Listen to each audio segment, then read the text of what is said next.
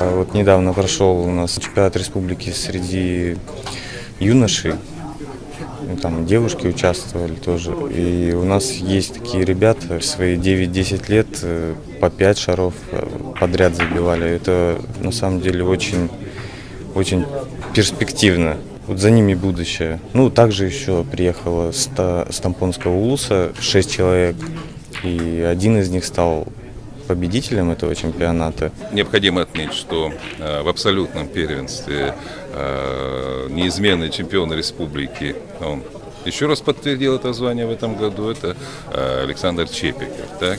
Ну и необходимо отметить все-таки даже вот такой очень большой возрастной,